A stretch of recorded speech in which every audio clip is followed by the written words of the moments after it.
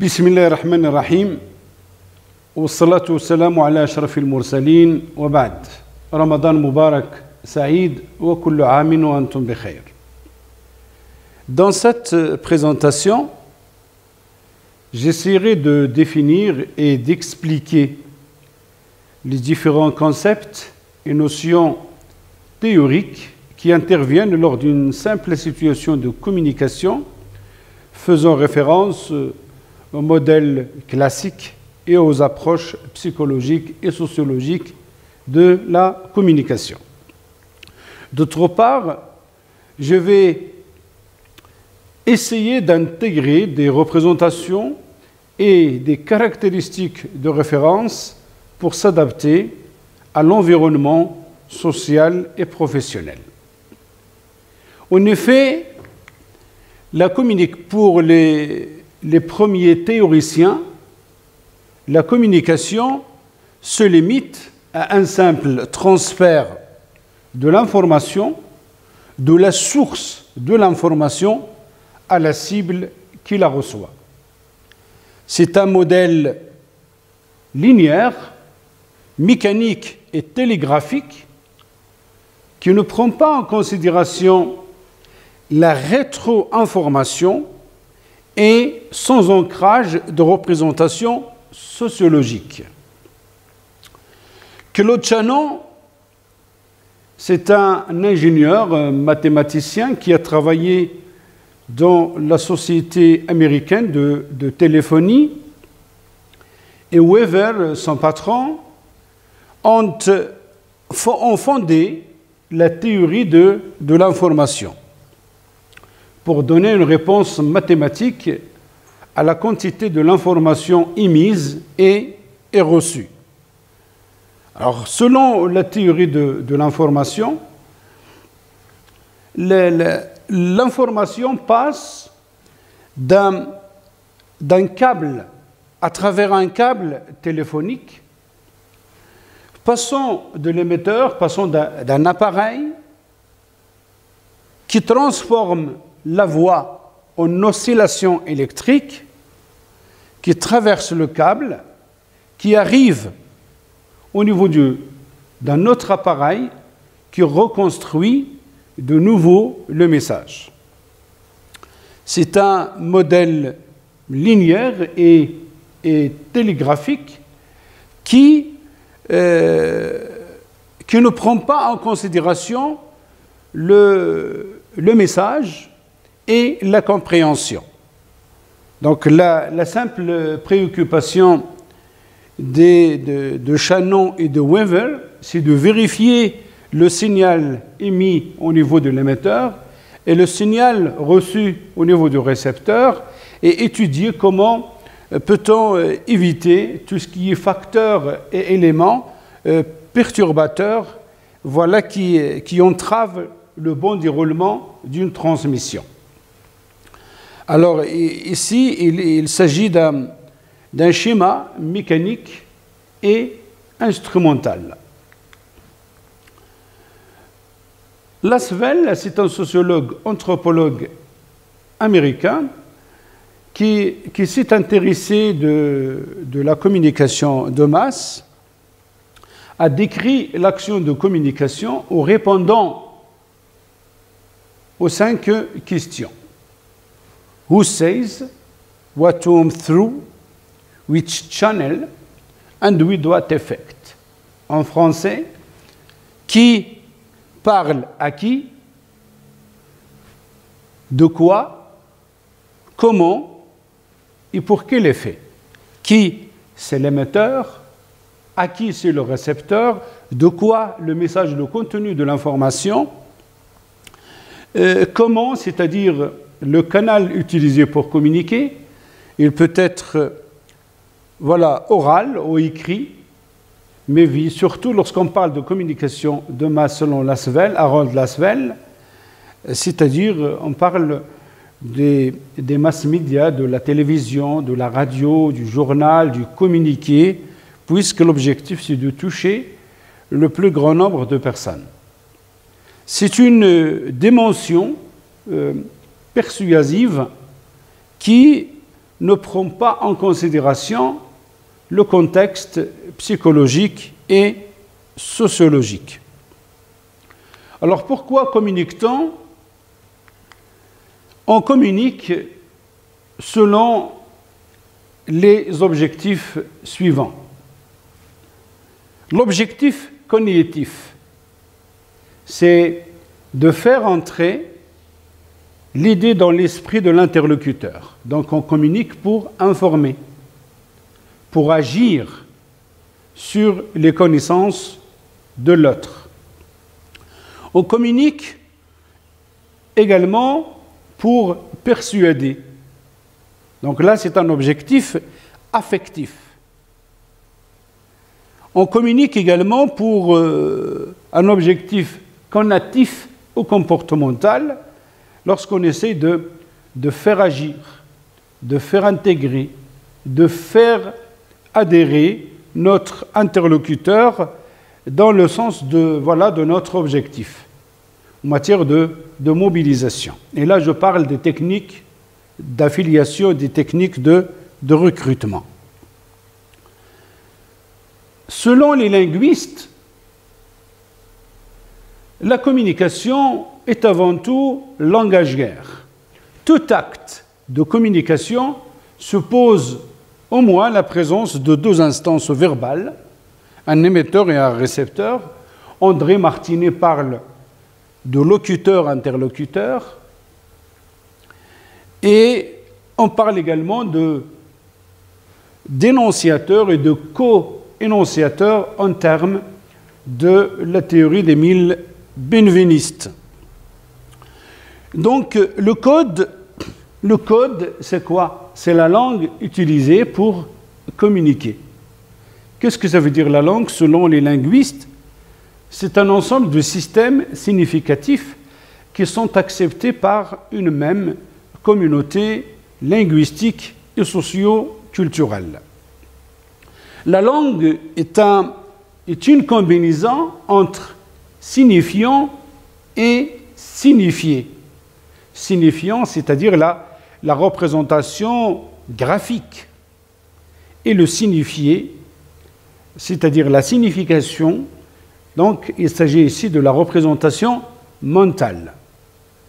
Et la relation entre le signe et la signification est le centre qui a éveillé la curiosité de la sémiologie. C'est-à-dire que les sémiologues s'intéressent à cette relation qui lie le signifiant et le signifié, c'est-à-dire entre le signe et sa signification.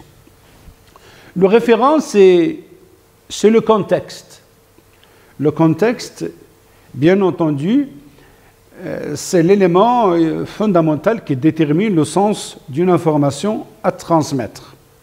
Pour comprendre une information, il faut la contextualiser. Roman Jakobson également a associé d'autres notions complémentaires aux facteurs de la communication, à savoir le bruit. Le bruit, c'est tout ce qui peut altérer, perturber, dénaturer la transmission du message d'un émetteur à un récepteur. Ils peuvent être des bruits sémantiques, des bruits organisationnels, sémiologiques, des obstacles psychologiques, sociologiques, affectifs, et même des problèmes techniques tels que les interférences.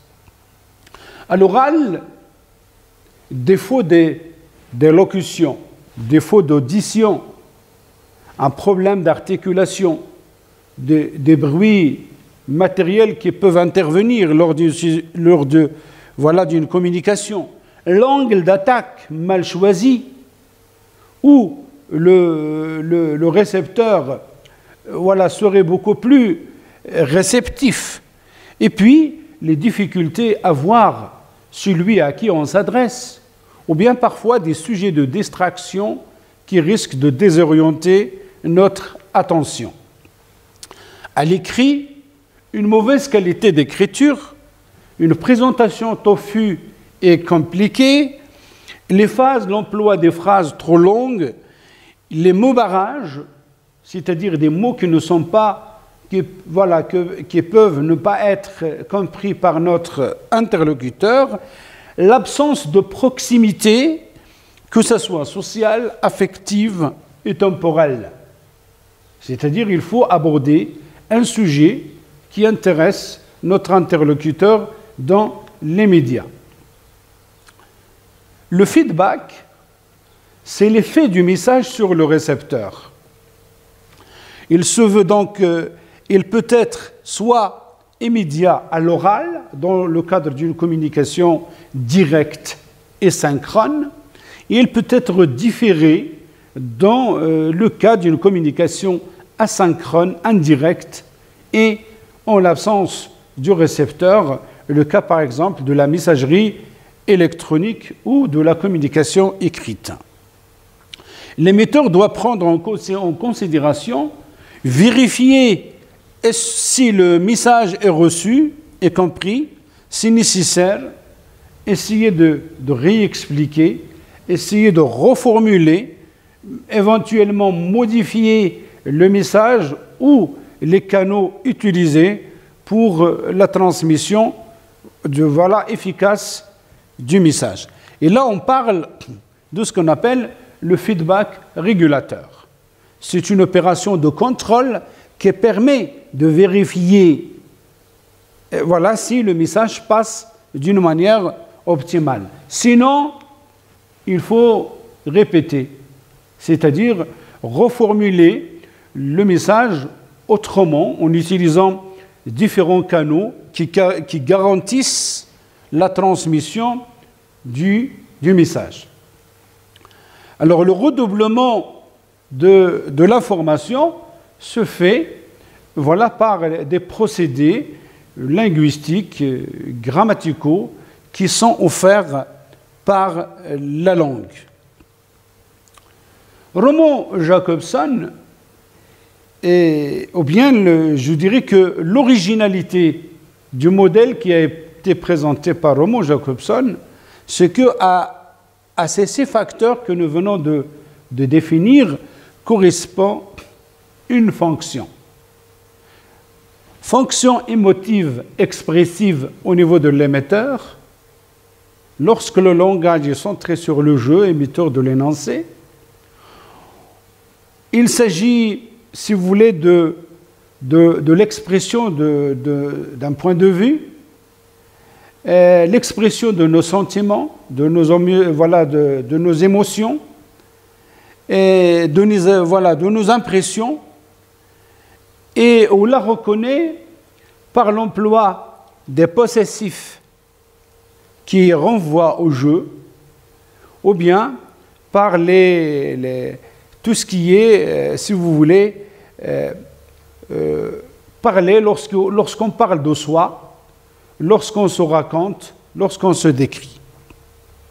La fonction conative, c'est la fonction où le langage est centré sur le tu récepteur.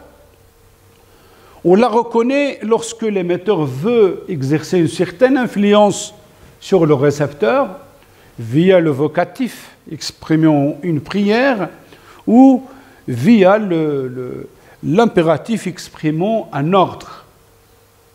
La fonction conative est reconnue dans un discours à l'oral ou à l'écrit par l'utilisation des possessifs qui renvoient au tu, qui renvoient au récepteur.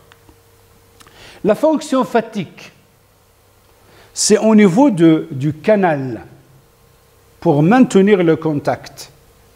Lorsqu'on essaie de vérifier est-ce que le message est transmis ou non. C'est ce qui a été expliqué par Roman Jakobson par le « Allô, vous m'entendez ?» Et donc là, on essaie de vérifier est-ce que le message transmis est bien reçu par le récepteur. La fonction émotive, la fonction conative et la fonction phatique relèvent du domaine analogique, c'est-à-dire de la relation. Donc entre l'émetteur et le récepteur et le canal qui lie entre les deux, donc figure, si vous voulez, le langage analogique, c'est-à-dire la relation.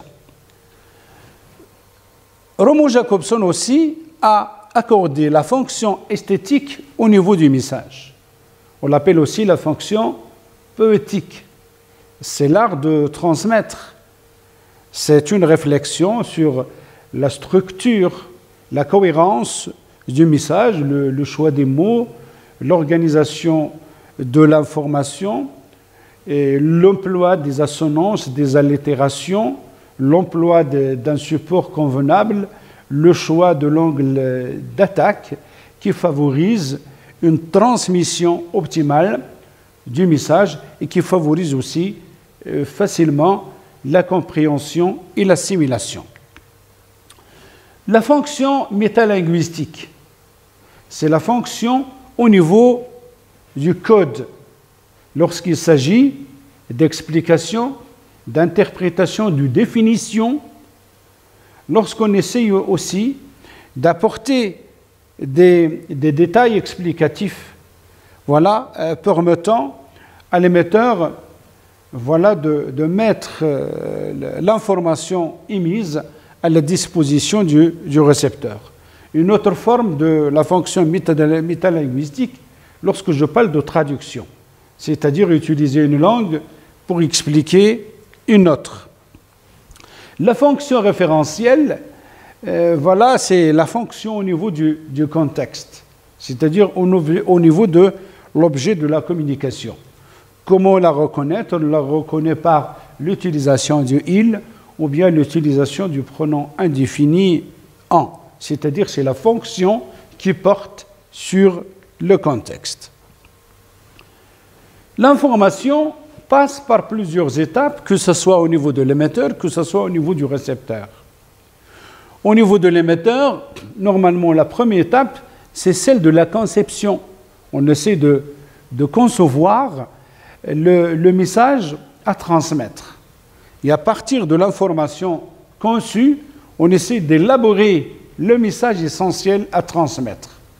Étant défini, on choisit une langue d'expression pour coder le message, c'est-à-dire transformer l'information par un code en intégrant les caractéristiques socioculturelles de notre interlocuteur. Après le codage, vient l'étape de la transmission, c'est-à-dire c'est grâce à l'air expiré qui traverse les 4 cavités au niveau de notre appareil phonatoire qui nous permet d'identifier le point, le lieu de l'articulation de chaque phonème pour la transmission de notre message.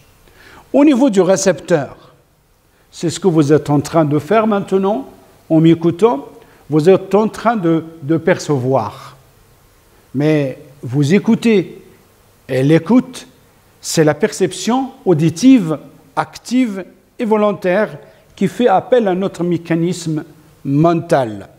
Vous êtes en train de sélectionner l'information qui vous intéresse, décoder ce qui a été codé par l'émetteur pour comprendre, et après la compréhension, vient l'étape soit de l'acceptation, soit du rejet.